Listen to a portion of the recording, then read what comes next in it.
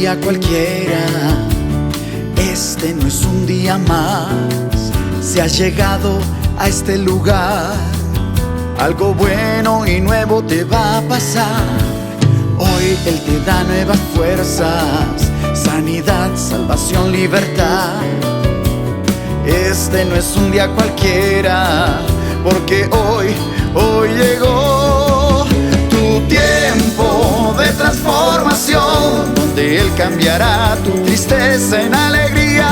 Tiempo de transformación, donde hallarás la paz y sanarán tus heridas. Tiempo de transformación, donde Dios mostrará su propósito para tu vida. ¿A quién le gusta el cine? ¿A quién le gustan las buenas películas? ¿A quién le gusta? A ver. A mí me gusta. A mí me parece chévere el cine, a mí me parece chévere las películas, a mí todo eso me apasiona. Y recuerdo la primera vez que vi una película que comenzaba por el final y yo decía, uy, esta vaina está como rara y como que no la entendía, y luego cogían otra parte y se la presentaban a uno, y digamos que no llevaba una línea cronológica como uno está acostumbrado en las películas. Para esa época yo creo que tendría unos 15 o 16 años, eso fue hace apenas un par de añitos. Entonces, y me llamó la atención poderosamente esa forma en que ese director presentó todo eso, y al final, solamente hasta que usted ve la última escena, entiende toda la película. Y esa vaina me pareció emocionante porque durante todo el tiempo yo estaba expectante acerca de lo que estaba sucediendo, de lo que realmente el director quería hacer o quería entregarle a los demás. Y yo llegué y dije, no, pues debe ser es un director americano y no sé qué. Y yo dije, este tipo fue el que se creó esa vaina. Qué astro, qué duro, no sé qué. Y resulta que después, ya estando en la universidad, pasados unos años, un profesor llega y va y nos pone a ver una película de cine japonés. Esa película de cine japonés es anterior a esa que yo había visto cuando tenía 15 años. Entonces la comencé a ver, y entonces el cine japonés es como más lento, ellos tienen otra percepción de la vida y toda la vaina, pero también estaba dividida y la presentaba el director al revés. Entonces yo dije, este americano no fue el que se inventó eso, sino que se lo inventó el japonés. Y después llego y continúa mi vida, y llego al momento en que comienzo a conocer de Dios. Y entonces Dios llega y va y comienza a cambiar la perspectiva de todo lo que sucede en mi vida. Y me doy cuenta que el que realmente diseña todas esas cosas es Dios. El que da esa habilidad para ciertas personas es Dios. Pero Dios ya ha establecido todo desde la fundación del mundo. Entonces, Él desde la fundación del mundo llega y va y le dice, oiga, mire, el final va a ser este. Cuando leemos Génesis, al leer Génesis es como el índice de todo lo que está en la Biblia. Y entonces ahí vemos un plan de Dios para todo. Amén. Y yo quiero que por favor que me acompañen ahí en sus Biblias, y vamos a utilizar como cita para todo este trasegar de hoy, Hechos 2. ¿Listo? Bueno, ahí en Hechos 2 ustedes van a encontrar que Hechos 2 está dividido como en unos capítulos, y cada capítulo tiene su nombre. Entonces el primer capítulo dice la venida del Espíritu Santo, y va del primer versículo hasta el versículo 4.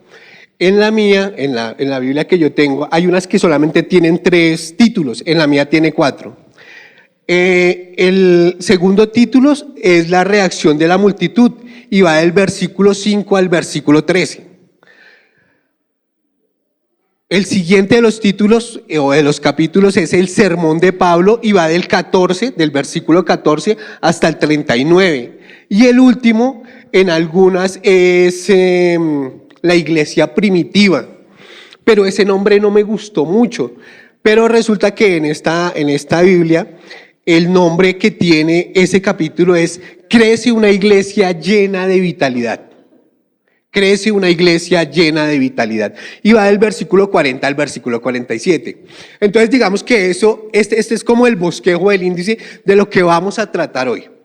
Sí, vamos a profundizar un poquito acerca de lo que sucede en Hechos 2 y cómo Dios tiene un plan para todo un tema de redención y cómo ese plan se está haciendo una verdad en nuestras vidas, pero no solamente en nuestras vidas, sino también en nuestra iglesia. Amén. Entonces, antes de eso, quiero que vayamos ahí un momento a Hechos 1:4. ¿Listo? Hechos 1:4. Entonces dice, en Hechos 4 dice, el título ahí es La promesa del Espíritu Santo. Y estando juntos les mandó que no se fueran de Jerusalén, sino que esperasen la promesa del Padre, la cual les dijo, oíste de mí, dice Jesús.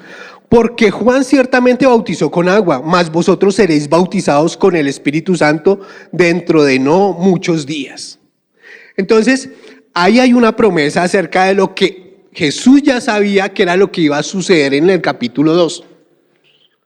¿Sí? Entonces llega y les dice, oiga, mire, tranquilos, estén ahí, manténganse lo que están haciendo, pero tengan la expectativa de que algo muy bueno y poderoso va a venir a sus vidas. Y esa promesa tiene que volverse una verdad en el corazón de los apóstoles para ese momento. Entonces, en el versículo 8, ahí del mismo capítulo 1, quiero que lo leamos. Viene y reafirma eso que estaba diciendo, pero digamos que le crea una expectativa mucho más grande a los discípulos frente a la promesa que viene para ellos. ¿Listo? Entonces, quiero que lo lean conmigo, por favor. Dice, pero recibiréis poder cuando haya venido sobre vosotros el Espíritu Santo, y me seréis testigos en Jerusalén, en toda Judea, en Samaria y hasta en lo último de la tierra. Esta vaina es expectante. Entonces, imagínense, yo quiero que nos pongamos un poquito en el contexto de lo que estaba sucediendo y de quiénes eran los apóstoles.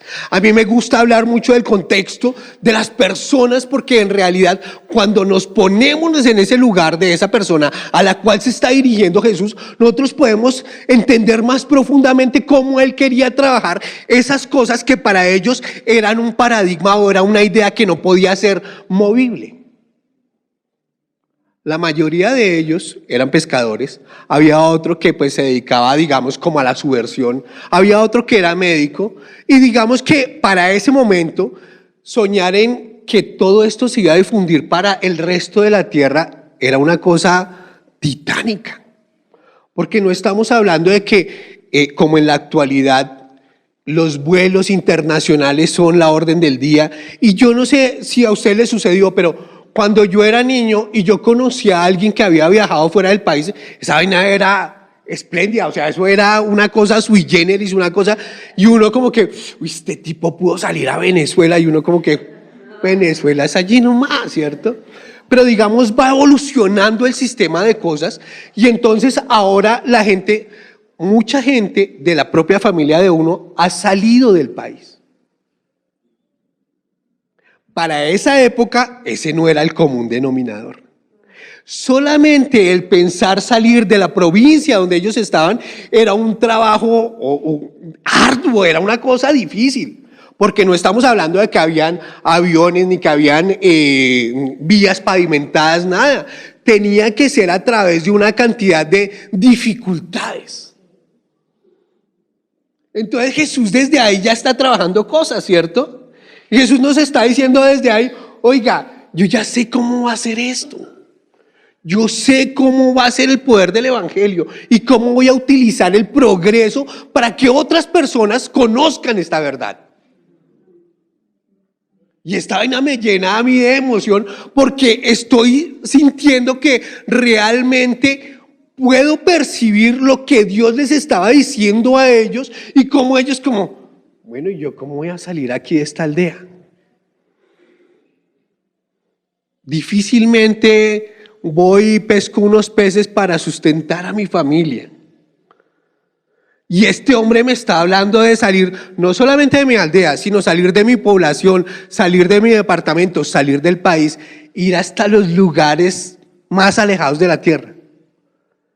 Y esto es fascinante, esto es muy, muy grande porque no solamente estamos hablando de que hay una promesa, sino que básicamente en el versículo 8 encontramos la clave de todo lo que está sucediendo, de todo lo que sucedió en la vida de los apóstoles y de lo que ha sucedido entre las personas que nos han conectado, hablando de la palabra de Dios desde esa época de los apóstoles hasta nuestros días.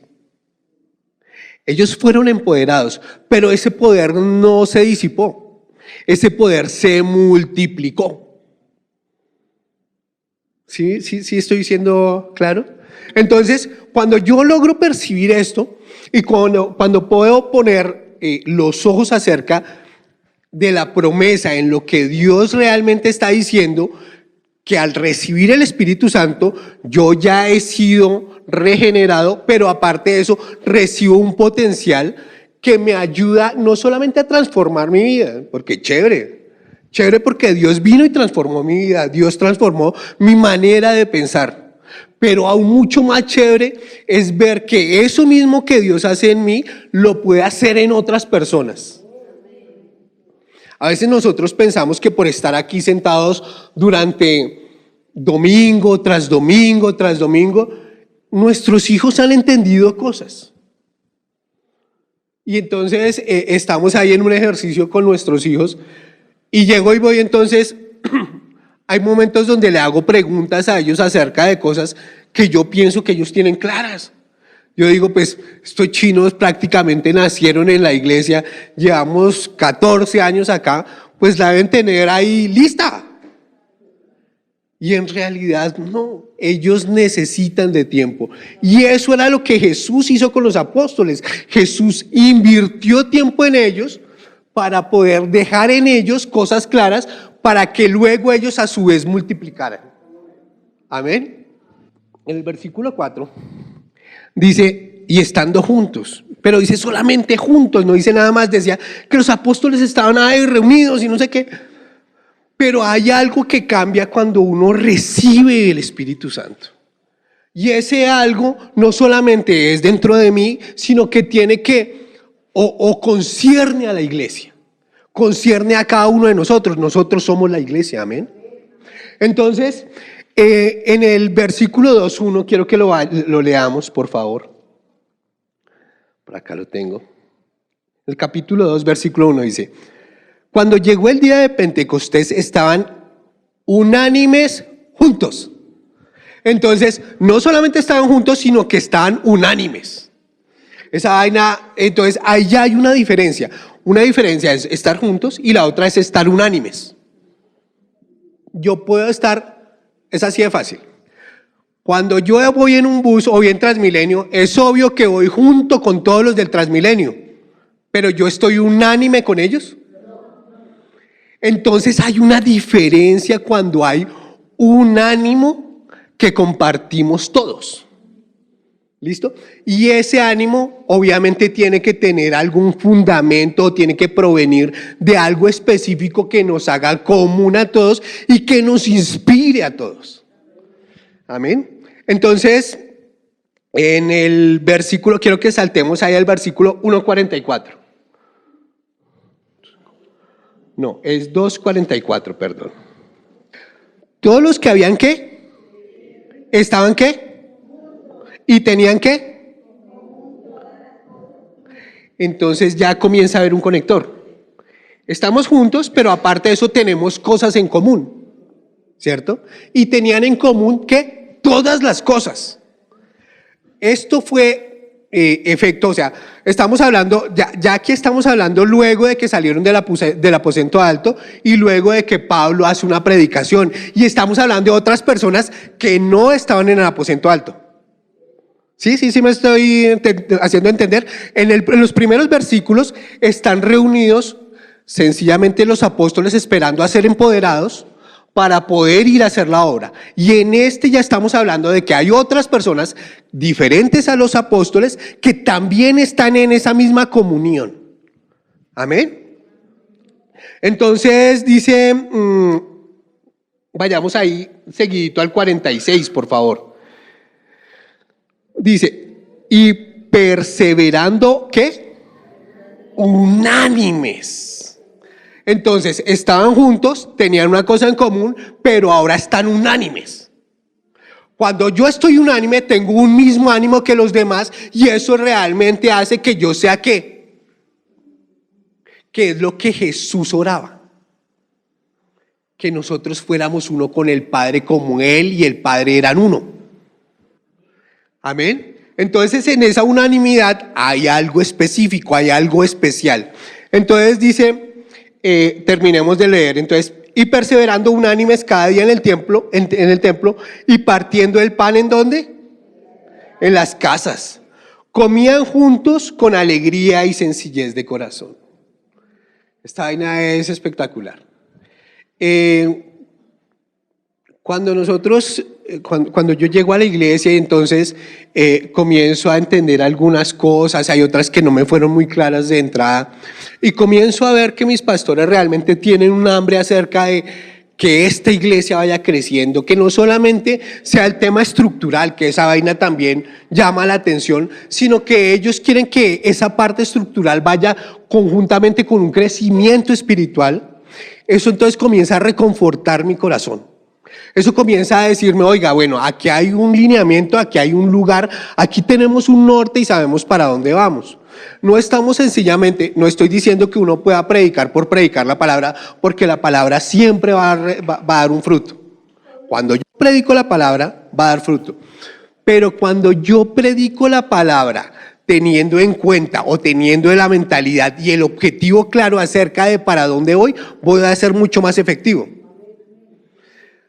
Si yo trabajo, pues obviamente yo voy a obtener una recompensa fruto de ese trabajo, ¿cierto? Pero si yo trabajo para lograr un objetivo, es totalmente distinto. Yo no estoy trabajando como en un ciclo, donde, bueno, me levanto, me arreglo, voy al trabajo, hago las cosas que tengo que hacer y vuelvo, y sin ninguna otra expectativa. Pero en cambio, cuando estoy trabajando para alcanzar un objetivo, eso que puede parecer cíclico se vuelve en realidad un paso a paso para lograr cosas. Amén. Entonces, y vamos en el versículo 46. Entonces, perseverando unánimes cada día en el templo y en las casas, compartiendo el pan con alegría y sencillez de corazón. Dejemos aquí, permítame un segundito que hay una cosa que aquí necesito dejar y ya. No, primero vayamos con otro par de cosas. Entonces, encontramos lo primero unánimes y ahora quiero que también busquemos otras cosas que están importantes ahí dentro de ese pasaje y ya vamos a continuar y ahorita les termino de contar lo que les quería decir. Entonces, ellos estaban en el templo y estaban en la casa, ¿cierto? Estaban en las casas, dice. Entonces, quiero que vayamos ahí o que nos devolvamos un momento a Hechos 2:2. Dice, y de repente vino del cielo un estruendo como un viento recio que soplaba, el cual llenó toda la casa donde estaban sentados. ¿En dónde estaban ellos? En una casa. ¿Listo? Ahora quiero que vayamos ahí un momentito bueno, ya estuvimos en 1:46, pero aquí, en el 1:46, o sea, ya al final, también ellos, ¿dónde estaban? Estaban en el templo y estaban, ¿dónde también se reunían? En las casas. Entonces, tenemos unánimes, tenemos que también hay unos lugares específicos donde se reunían que eran en sus casas, pero quiero que profundicemos un poquito más acerca de estos dos versículos, acerca de los que acabamos de leer. Entonces llega y dice, bueno, viene de repente un viento, viene del cielo un estruendo como de viento recio que soplaba, el cual llenó toda la casa donde estaban sentados. Y se les aparecieron lenguas repartidas como de fuego, sentándose sobre cada uno de ellos. Hay dos cosas ahí, ¿no? Entonces, las dos cosas son coma, no quiere decir que fueron literalmente así. Entonces, no quiere decir que fue un viento y que fue fuego, no. Quiere decir que hubo unas manifestaciones como de viento y de fuego. Cuando yo estoy hablando de viento y de fuego, ¿qué se me viene a la mente?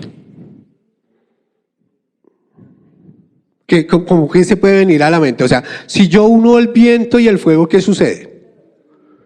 ¿Cómo? ¿Cómo? ¿Un remolino? No, digamos, ¿qué sucede cuando hay fuego y hay viento? Pueden suceder dos cosas. Si es un fósforo, pues obviamente el viento lo va a apagar, pero porque lo asfixia. Pero si estoy hablando de un fuego, entonces lo aviva, ¿cierto? Y es poderoso cómo Dios, a través de su palabra que es perfecta, llega y va y a través de esas dos palabras nos recuerda la promesa en la zarza. ¿Qué sucedía con la zarza que ardía? Que no se extinguía, que seguía y seguía ardiendo, y por eso le llamó la atención al profeta.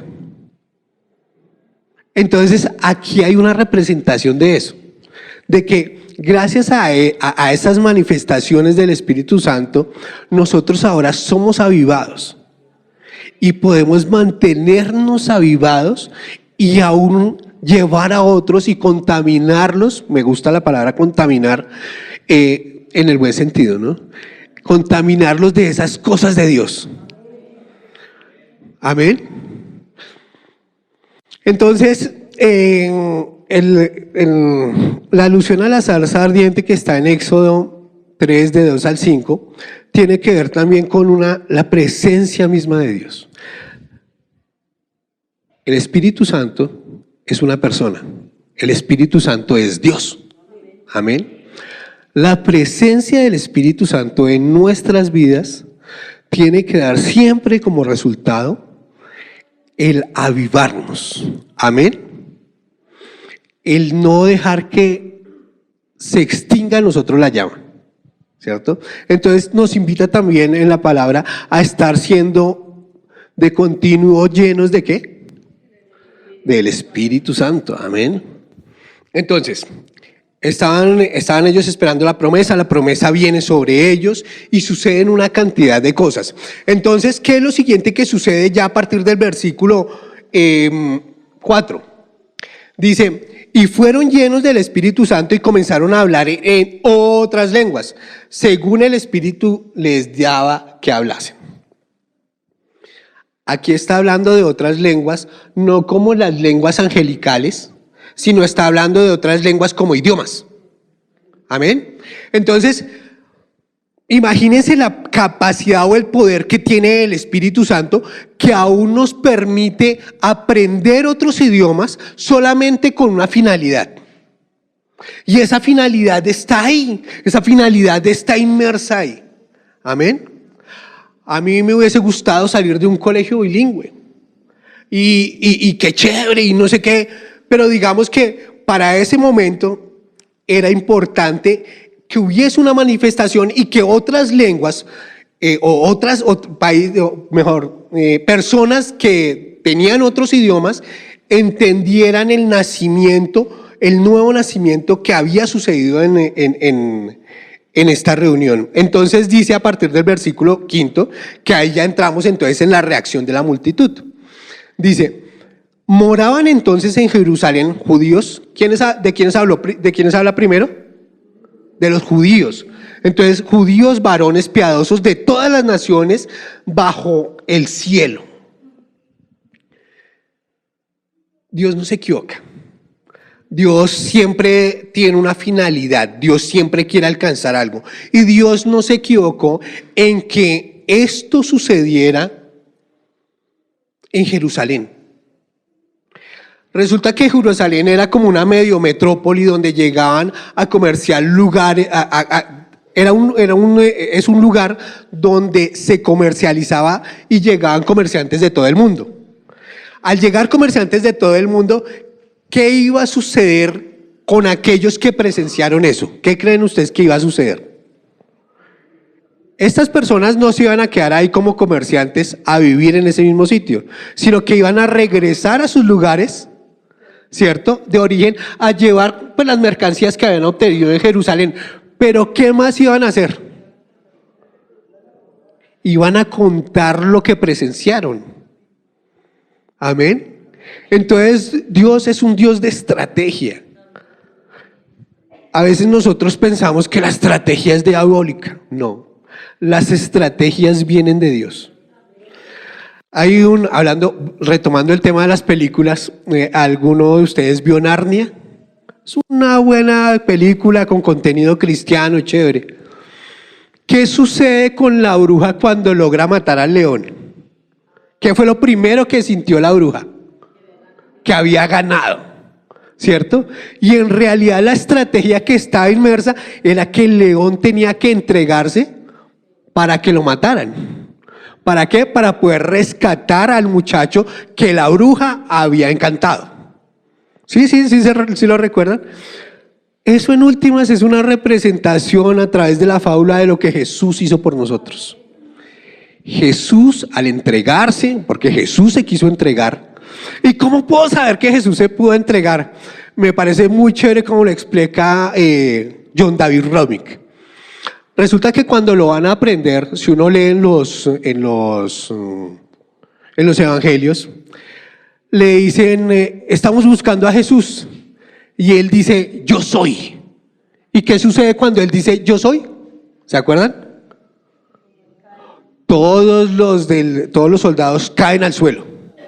Entonces, si él quisiera no irse hasta a entregarse, él solamente comenzaría, yo soy, yo soy, yo soy. ¿Y cómo estarían los soldados? Levantándose y cayéndose, levantándose y cayéndose. Pero él sabía que tenían que entregarse. Amén.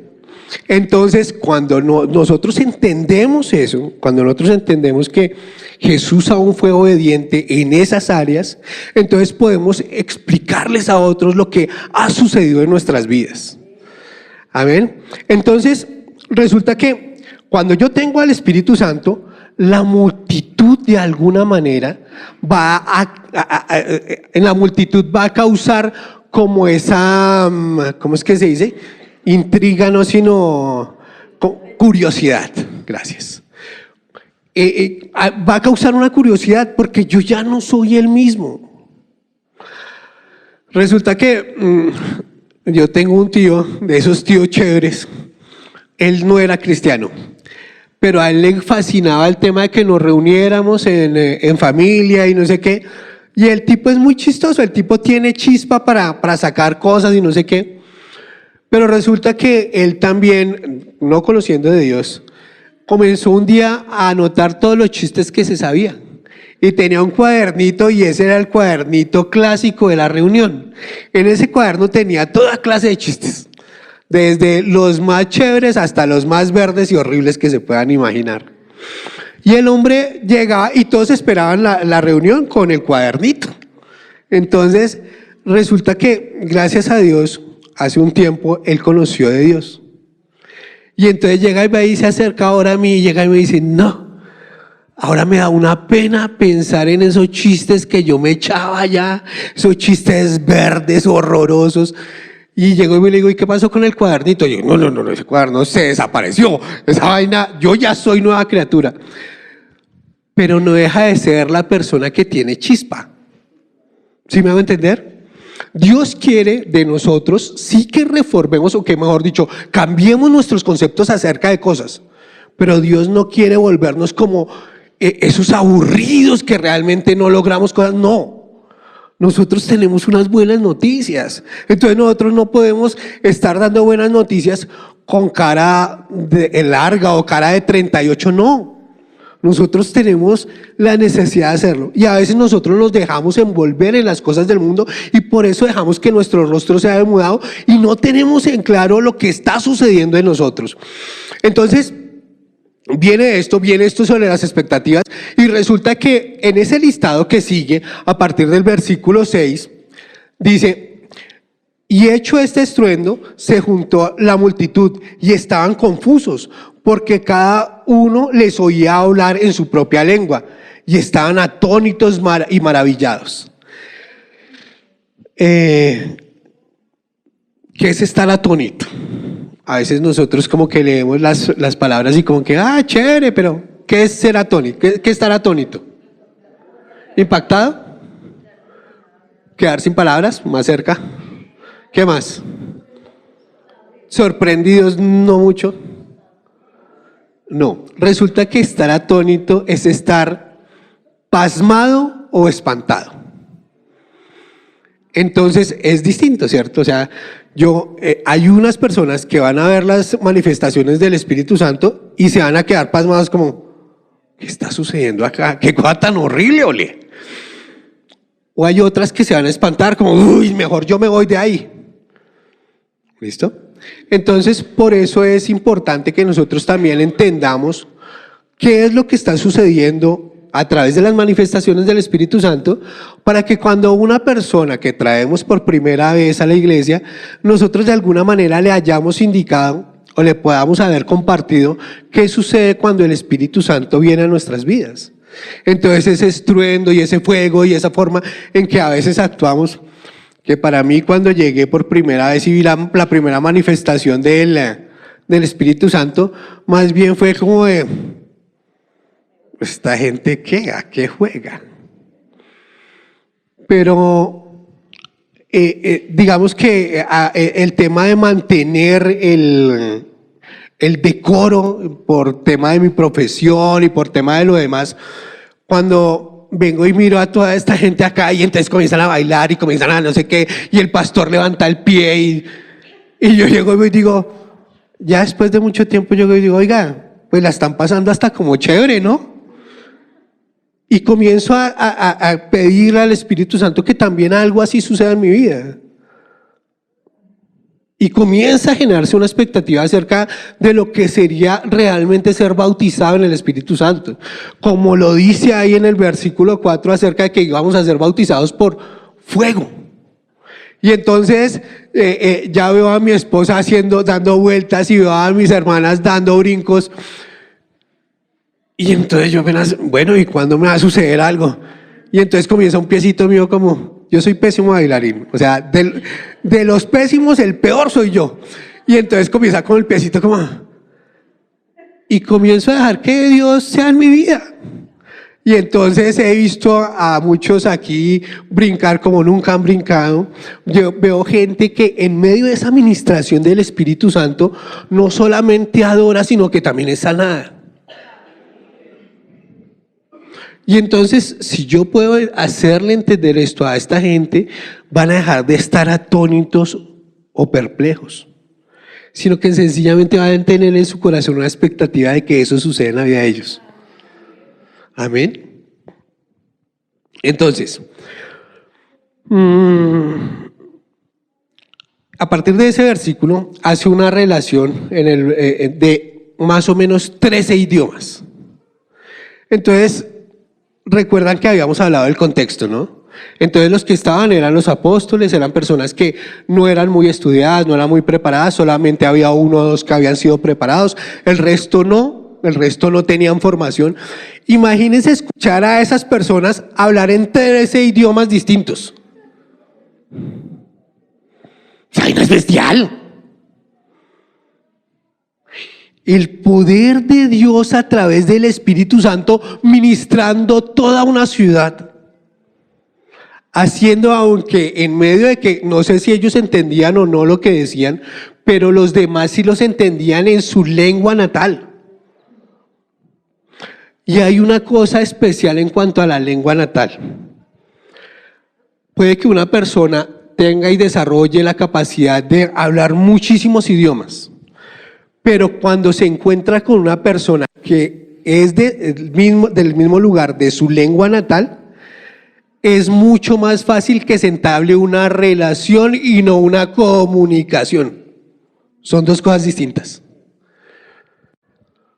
La gente cuando está afuera le fascina el chocorramo. Yo no sé si ustedes han visto las maletas de los que viajan duran mucho tiempo fuera de Colombia, pero por lo general esa gente se lleva chocorramos. Y llegan a esos lugares y si se encuentran con alguien, lo primero que esa persona de allá, siendo colombiano, le va a preguntar es ¿cómo le fue? ¿Y trajo chocorramo? De verdad, parece un chiste, pero es así. ¿Por qué? Porque hay una relación, no solamente hay comunicación, sino que hay una verdadera relación. Entonces, si yo escucho a alguien glorificando a Dios en mi idioma natal, ¿qué va a suceder? Va a ser mucho más fácil que haya una relación. Dios quiere eso, que nosotros tengamos una verdadera y estrecha relación con Él. Y una representación de eso es lo que sucede acá. A veces nosotros decimos, sí, qué chévere, hablaron 13 idiomas, pero no vemos el trasfondo de lo que realmente Dios está queriendo hacer en ese milagro. Amén. Ahorita vamos a volver al versículo 4. Y aquí es donde conecto lo que les quería decir antes. Y me gusta la palabra volver.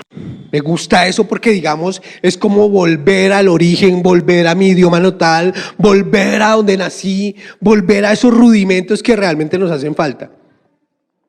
Hace un tiempo, Pastor llegó y nos dijo, vamos a organizar una cosa, primero lo vamos a hacer con las personas del staff y luego lo vamos a hacer con toda la iglesia. Entonces nosotros, bueno, ¿y qué va a hacer ahora? ¿Qué? Entonces hubo de todos los pensamientos, así como cuando hay una manifestación del Espíritu Santo, entonces unos pensaban otra cosa, otros quedaban perplejos, otros decían, uy, ¿qué se inventó? Otros tenían expectativa en el corazón. Y eso que pues digamos que somos de las personas maduras, que se supone que ya llevamos un tiempo, y llega y dice, no, vamos a hacer una cosa que se llama cita con Dios. Y nos comienza a explicar, mire, cita con Dios básicamente va a ser volver a los rudimentos, volver a escuchar la doctrina básica, volver a todas aquellas cosas que nosotros cuando escuchamos por primera vez nos parecieron sorprendentes. Entonces yo llegaba y decía, pero pues bueno, ya nosotros llevamos 14 años acá, esta vaina, pues ya tiene uno cosas claras, pero bueno, yo soy obediente. A mí la palabra obediencia me parece fenomenal. Entonces yo soy obediente, punto. A veces lo hago con buen corazón y otras veces les soy sincero, no de muy buen corazón, pero lo hago. Pero llegué y comencé a orar y llegué y le dije, bueno Dios, si yo voy a volver al rudimento, si yo quiero hacerlo, yo quiero hacerlo de verdad.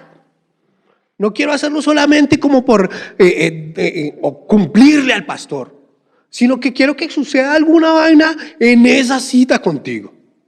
Y entonces Dios comienza a ministrar mi vida, llega y me dice, olvídese de todo lo que ha aprendido acerca de lo que es la doctrina, de lo que es la Biblia, y disfrute todo como si fuera la primera vez. Y hay cosas que a mí se me facilitan. Yo tengo memoria muy buena para el tema de mis procesos, para el tema de todo lo que tiene que ver con mi profesión. Pero, por ejemplo, a mí me toca andar con GPS y mi GPS es mi esposa. Entonces, yo a veces voy y llego y miren, no habíamos venido por acá. Y entonces mi esposa y los chinos, pero si hemos venido como 3 veces, papá, no importa, yo lo estoy disfrutando como si fuera la primera. Y eso de alguna manera me sirvió para disfrutar mi cita con Dios.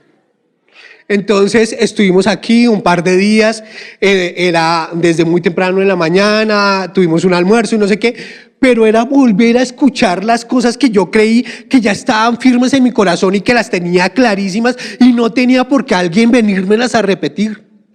Y resulta que después de que se termina esa cita con Dios y entonces comenzamos a hablar con todas las personas que habíamos asistido, comenzamos como que wow, qué momento tan espectacular, qué momento tan pleno, porque es decir, desmontarme del caballo de batalla donde yo siento o pienso que ya lo tengo claro todo, para volverle a decir, Dios, tú eres el primero. Entonces, cuando vayan a hacer cita con Dios, porque cada uno de ustedes lo va a hacer, estoy seguro, disfrútenlo. Tómenlo como si fuera la primera vez que vienen a la iglesia y que escuchan un sermón o que escuchan una enseñanza. Y dejen que eso de Dios, el Espíritu de Dios, ministrando sus vidas, los recargue. Amén. Expectativa. Tenemos que generar expectativa acerca de nuestra cita con Dios. Yo recuerdo que cuando yo lograba una cita con mi esposa, para mí era fenomenal. Y entonces a mí me gustaba comprar ropa para estrenarme cuando me iba a ver con ella cuando éramos novios. Entonces, puede que yo lo hubiese comprado el domingo y nosotros solamente nos podíamos ver hasta el siguiente sábado. Y yo no me ponía la ropa porque yo quería que ella me viera con una cosa nueva. Amén. Y entonces, y en esa época, pues obviamente no era cristiano. Pero tengan esa misma expectativa. Dios tiene esa expectativa de verlos a ustedes de nuevo, recargados, disfrutando de la presencia de Él. Como si fuera la primera vez. Amén. Entonces, estamos hablando de volver. Entonces, quiero que volvamos ahí al versículo 4, por favor.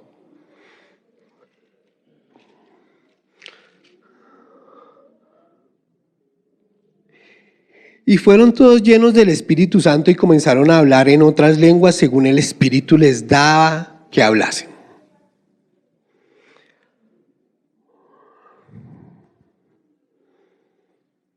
Comenzaron.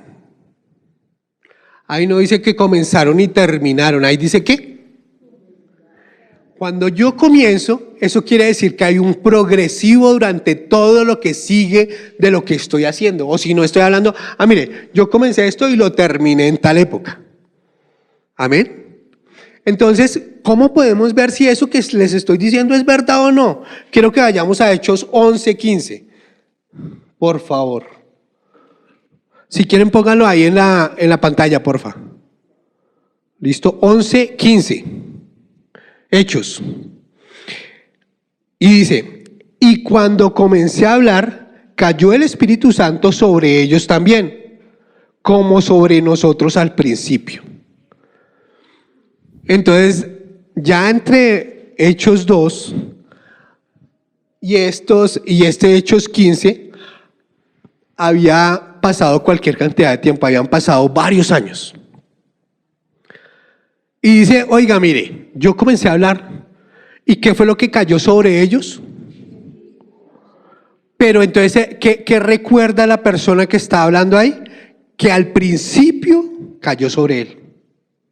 Que al principio fue lleno del Espíritu Santo y gracias a que fue lleno del Espíritu Santo pudo llegar hasta ese momento para que otros fueran también llenos ¿de qué? Comenzó y no ha terminado.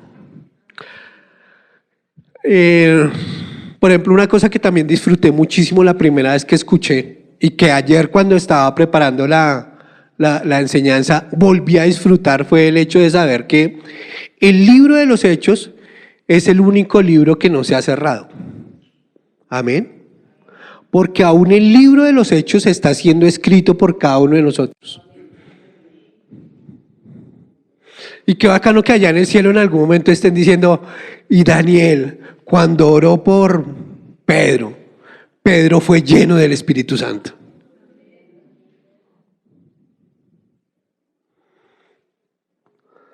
Ahora, qué chévere sería que en el cielo estén escribiendo, y quiero que piensen o digan su nombre, cada uno su nombre, Juanita, Pedro, María, orando por tal persona, esa persona fue llena del Espíritu Santo.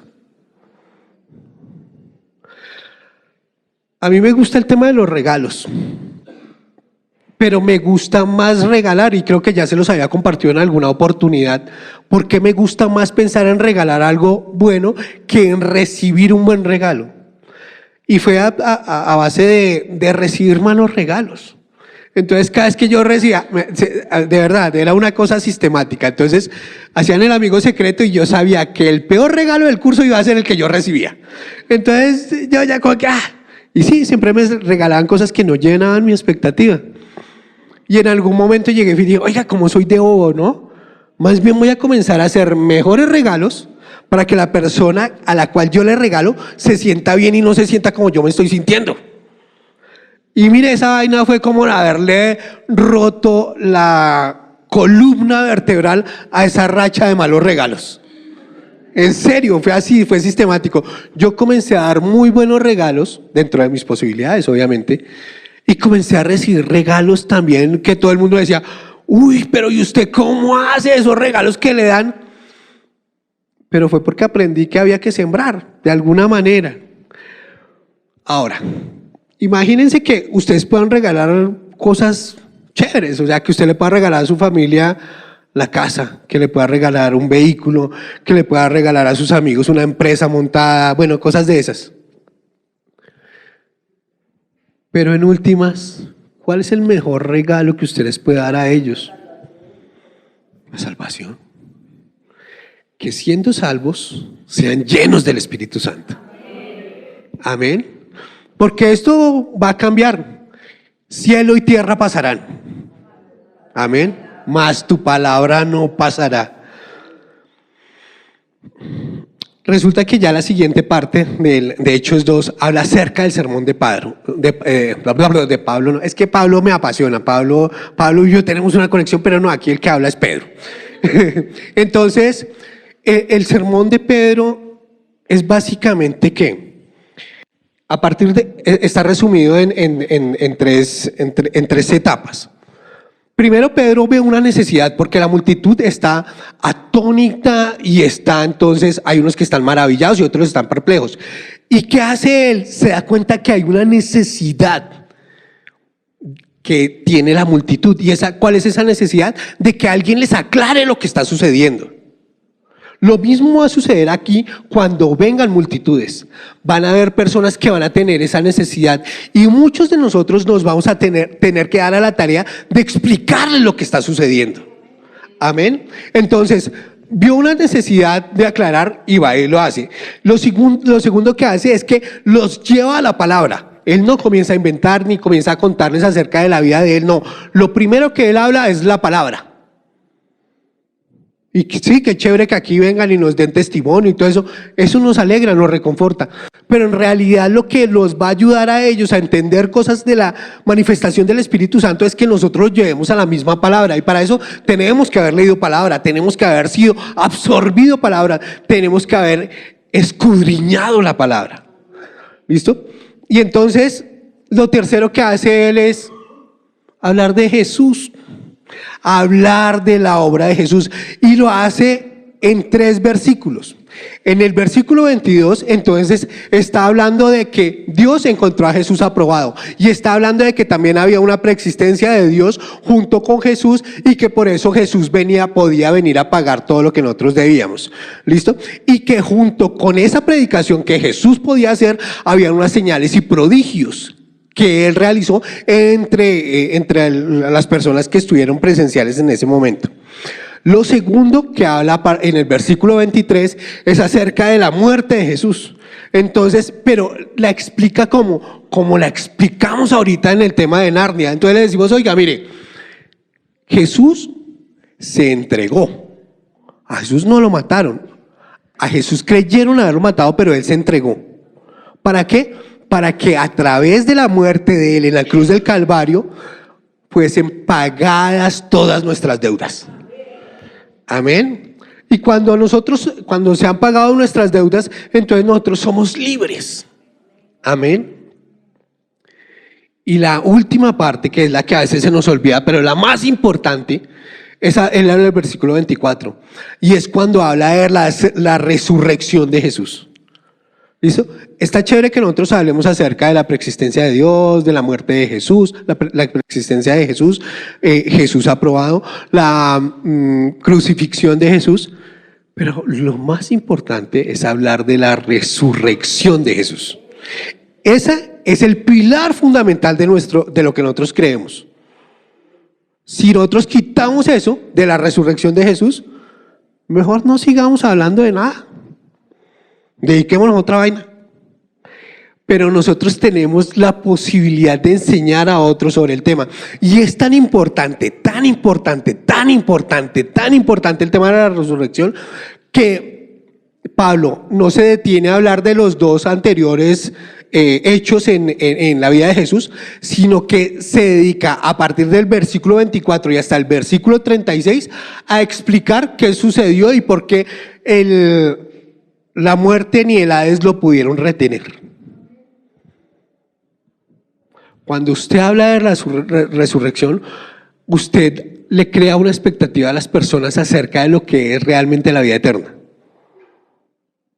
Nosotros acabamos de pasar un tiempo muy difícil con el tema de la muerte de mi suegro, pero miren, de verdad es muy distinto afrontar una muerte de un ser querido, porque aunque no lo crean, yo quiero a mi suegro y a mi suegra, cuando tengo la expectativa de volverlos a ver, de saber que en la eternidad nos vamos a encontrar, de que Él recibió a Jesús como su Señor y Salvador, y por ese hecho yo voy a poder volver a verlo a Él. Amén. Entonces todo eso tiene que hablar de lo que soy, pero hay una cosa importante. Estábamos hablando de unidad, de unanimidad y de las casas. Nosotros tenemos una herramienta poderosísima en nuestras manos, no se imaginan qué tanto, y son las casas de transformación. De verdad, cuando nosotros estábamos aquí en el tema de la construcción, digamos que yo tenía una visión distinta, ¿no? Era como, bueno, como no nos podemos reunir de la misma manera en el templo, no sé qué, pues vamos a hacerlo en las casas de transformación. Pero en las casas de transformación creamos esas relaciones que muy difícilmente aquí en el templo vamos a poder realizar. Amén. Vamos a conocer las personas de otra manera. Vamos a tener una aproximación a ellas y a sus necesidades. Aquí la gente viene con necesidades, pero solamente las tiene en su mente y en su corazón, y a veces se las exterioriza a los pastores o a algunas personas. Pero cuando yo comparto con una persona, yo puedo darme cuenta cuál es realmente su necesidad. Amén. Y me alegra que hayan movimientos o cambios en las casas de transformación, ¿saben? A mí me gustan los cambios, a pesar de la estructura de abogado que tengo, a mí me gusta que hayan cambios en mi vida, porque cuando hay cambios quiere decir que hay algo que se está moviendo, algo que está vivo, algo que realmente va a producir un fruto, pero cuando hay algo que está quieto, es algo que por lo general está muerto.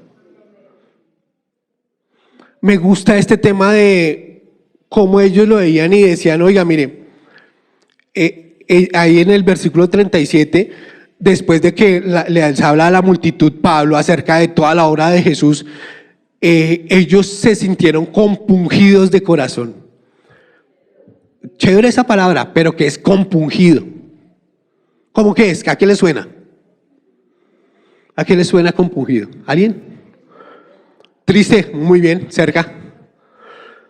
Es una persona que tiene una pena profunda. Entonces viene y les presenta todo el evangelio, no sé qué, y la persona llega en la multitud, creó esa pena profunda. Y ellos le preguntan, bueno, ¿y ahora qué debemos hacer? Y llega y dice, deben bautizarse.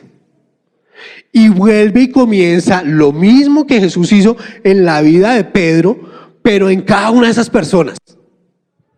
¿Para qué? Para llevarlos a multiplicar de la misma manera. Y resulta que ahí en el versículo 37 y 38 y en adelante vamos a ver cómo de nuevo conecta con una demostración, una manifestación del Espíritu Santo de Dios. Cuando yo estoy hablando de unidad, estoy hablando de un objetivo de los que tiene el Espíritu Santo a través de sus dones, el don de la unidad. Pero también debo tener en cuenta que ese sentir de las gentes era un compungir de corazón. Cuando yo cuido el corazón de las personas que me escuchen, también estoy cuidando mi corazón. Y las casas de transformación son para que nosotros compartamos la palabra de Dios, pero con sencillez de corazón. Cuando yo comparto con sencillez es mucho más fácil llegarle a las otras personas. Pero cuando yo me siento que soy, mejor dicho, obviamente yo soy bendecido, yo quiero que lo entiendan. Cada uno de nosotros es bendecido por haber conocido de la palabra de Dios. Pero yo no puedo inflarme por creerme bendecido, sino por el contrario, hay una responsabilidad en mí por ser bendecido.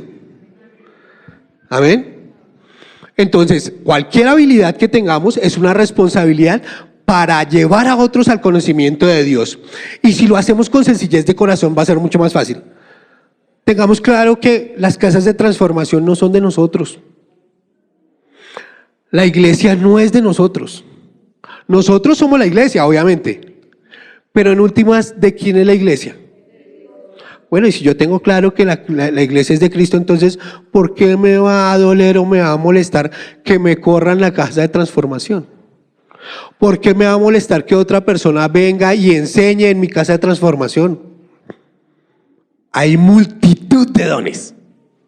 Amén. Y cuando yo aprendo que hay multitud de dones, yo también aprendo a disfrutar de eso. Amén. Hay personas que se mueven como maestros, otros como evangelistas, otros como pastores, pero todos están diseñados ¿para qué? Para ministrar la iglesia. Amén.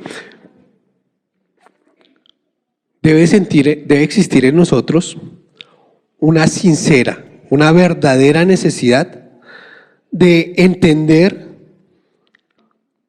que las casas de transformación son un mecanismo que está puesto en mis manos y que yo soy responsable de multiplicar el conocimiento de la palabra de Dios en este lugar, en esos lugares. Por eso también es importante que aquellos que no se están congregando, congréguense.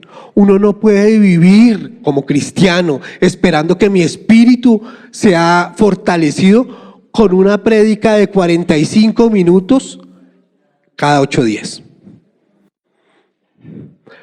Obviamente tampoco puedo esperar que sea de 45 y la hora que estamos en la casa de transformación, pero en la casa de transformación están sucediendo cosas que nos están transformando a nosotros, pero también están encaminadas a que transformen a otros.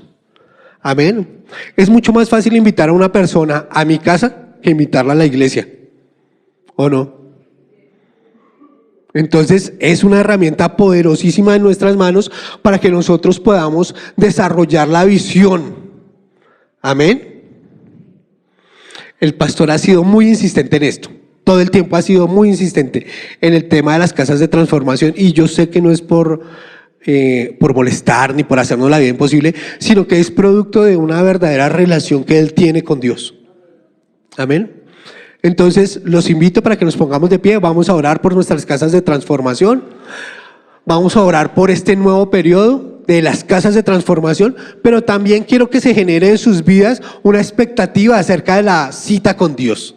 Amén. Entonces tengámoslo ahí enfrente como un objetivo: las casas de transformación y mi cita con Dios. Tiempo de transformación, donde Él cambiará tu tristeza en alegría.